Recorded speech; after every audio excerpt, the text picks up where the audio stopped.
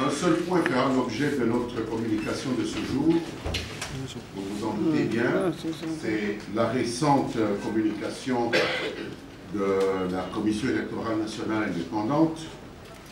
en rapport avec la publication du calendrier électoral.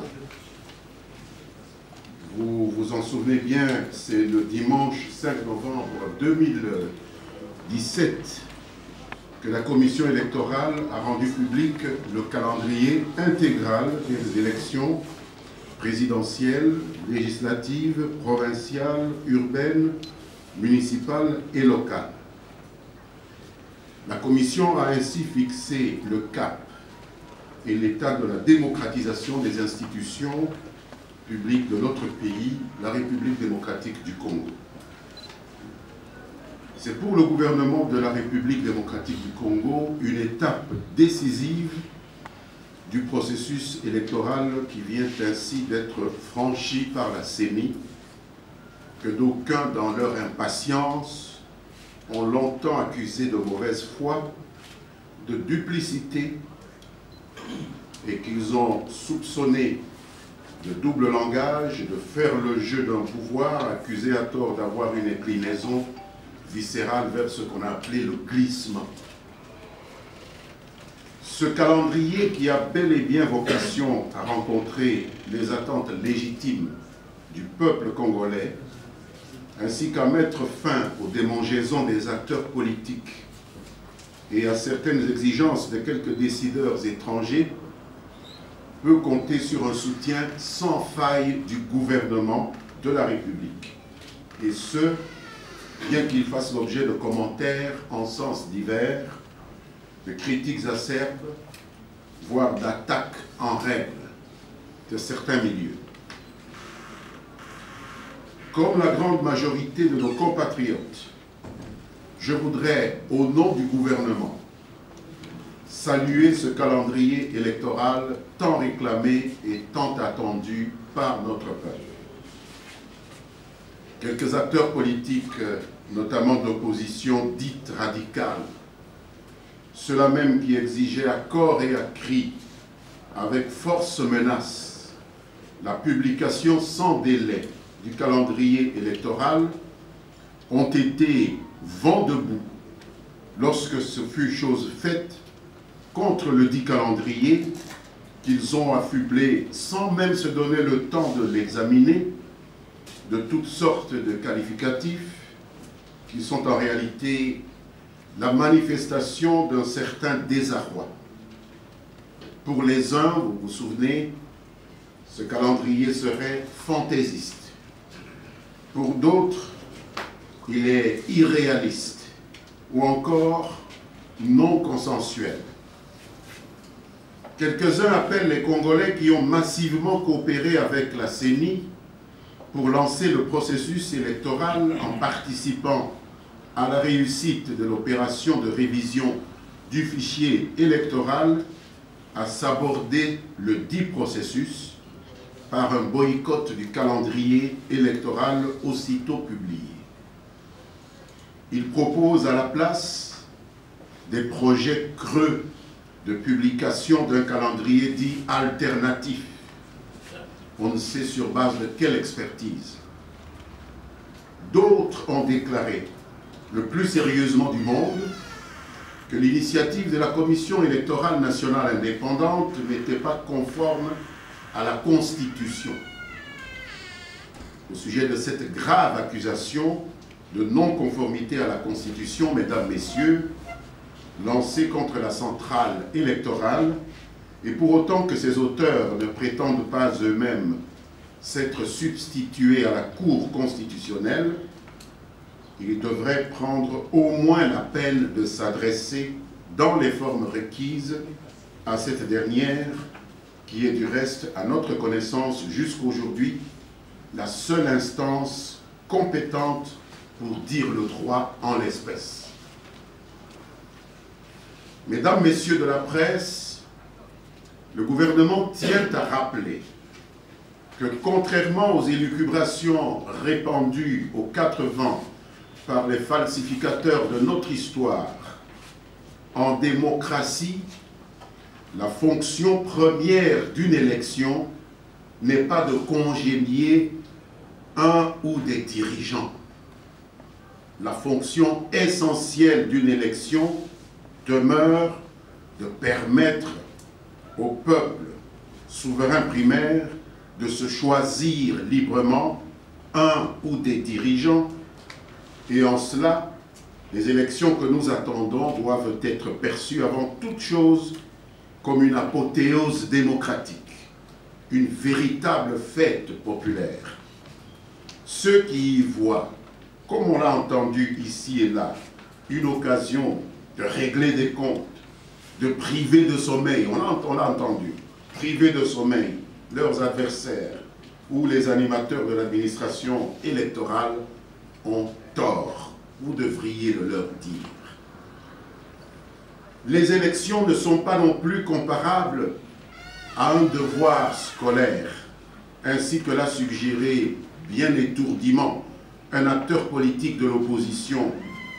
qui a qualifié sur les ondes d'un média français le calendrier rendu public par la Commission électorale nationale indépendante de devoir de mauvais écoliers. Comme si notre centrale électorale était en quête de bonnes notes auprès d'on ne sait quel instituteur, à l'instar de l'acteur politique en question et ses amis, qui passent le plus clair de leur temps à quémander le satisfecit de leur maître à l'étranger. Pour notre part, nous sommes satisfaits que la Commission électorale nationale indépendante se soit assumée en toute responsabilité et qu'elle ne se soit pas laissée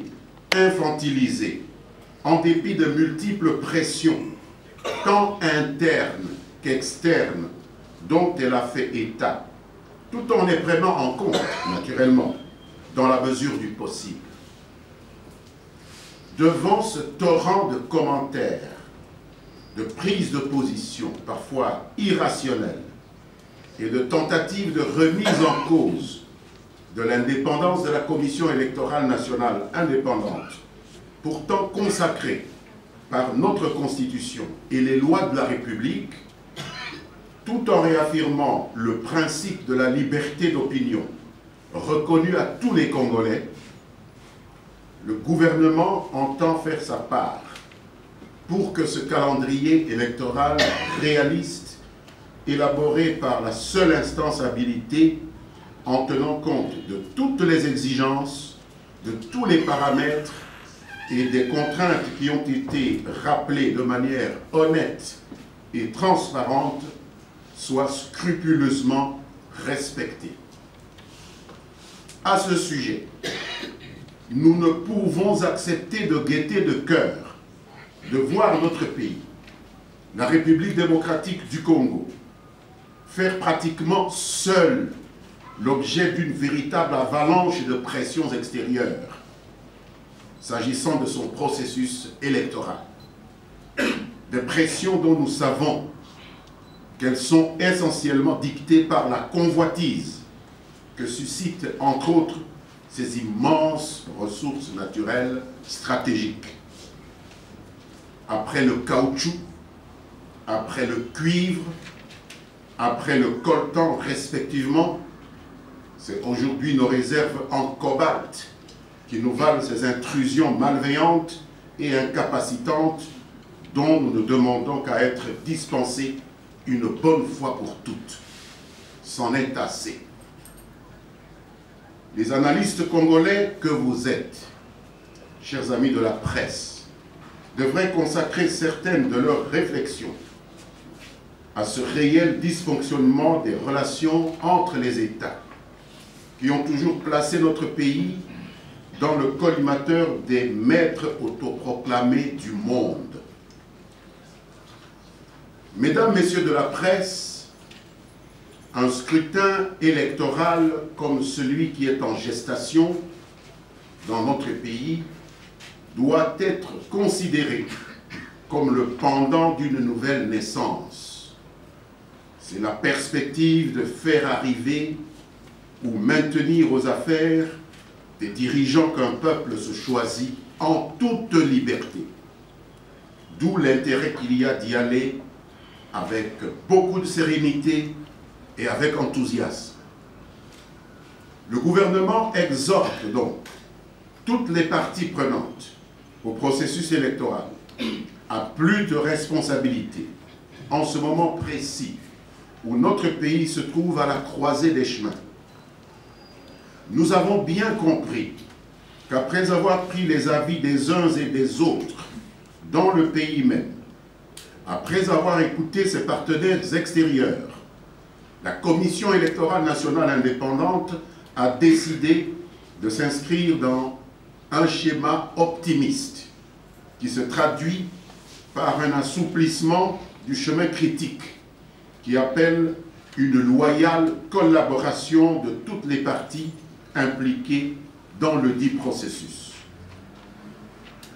Mesdames, Messieurs, la mise en œuvre intégrale de ce calendrier va dans le sens des intérêts légitimes du peuple congolais, qui a su démontrer sa maturité politique tout au long de ces dernières années, au cours desquelles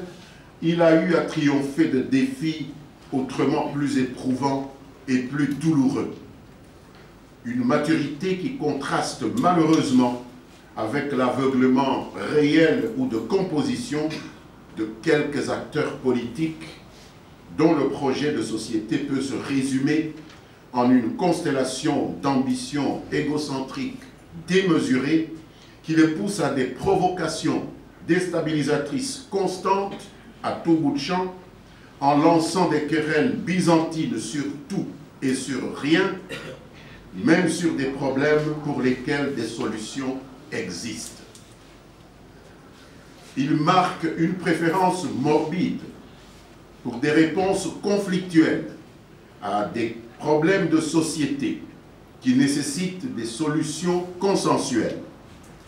Il s'illustre par une fuite en avant dans des postures de pyromanes, des postures apocalyptiques, sous l'influence d'agents d'influence dont l'objet à peine voilé est d'affaiblir la résilience de notre peuple et de notre pays en se servant de l'inconséquence politique de certains parmi nous. Mesdames, Messieurs de la presse, le gouvernement engage le peuple congolais à faire preuve de vigilance face à ces égarements suicidaires pour conserver et consolider les acquis de la jeune démocratie congolaise en dépit du rythme de son évolution jugée trop lente au goût de certains. Ainsi que nous l'apprend un vieux dicton chinois, un voyage de 1000 km commence toujours par un premier pas, qu'on se le tienne pour dit. Nos compatriotes de l'opposition dite radicale et leurs amis dans la société civile ne devraient jamais perdre de vue les hécatombes où nous ont conduit les tensions internes provoquées à l'instigation d'agents d'influence étrangers, mal intentionnés, depuis les périodes d'esclavage, du colonialisme et même après l'accession de notre pays à la souveraineté nationale et internationale. Notre devoir à tous, autant que nous sommes, au-delà de nos divergences, est d'adopter une attitude citoyenne et républicaine face aux difficultés auxquelles notre nation se trouve confrontée à ce jour. Dans le cas d'espèce, plutôt que d'instruire un véritable procès d'intention contre la Commission électorale nationale indépendante, qui a la charge d'organiser les opérations électorales dans notre pays, la classe politique et la société civile dans leur ensemble se doivent, selon le gouvernement, de lui apporter, dans la mesure du possible, l'appui dont elle a besoin pour mener à bien sa mission. Car depuis 2006, rappelons-le, nous avons librement résolu que seule la voie des urnes confère l'onction populaire et la légitimité nécessaires pour participer à la gestion de la chose publique. Pas une autre. Nul n'a le droit de jeter à la poubelle cet acquis fondamental de notre histoire tumultueuse. Mesdames et messieurs de la presse, il est difficile de comprendre en effet qu'après avoir fait de la publication du calendrier électoral son cheval de bataille durant des mois, l'annonce de ce calendrier puisse devenir pour quelques-uns l'objet de contestations aussi acerbes et du reste totalement injustifiées. Les manœuvres tendant à mettre à mal le calendrier électoral, publié dimanche soir par la Commission électorale nationale indépendante, entreprise par ceux-là même qui s'étaient véhémentement opposés aux deux précédents calendriers, peuvent être à cet égard considérées à juste titre comme une tentative illégitime de confiscation de la souveraineté du peuple au profit d'interminables arrangements particuliers par un schéma de partage équitable et équilibré du pouvoir dont la plupart des Congolais ne veulent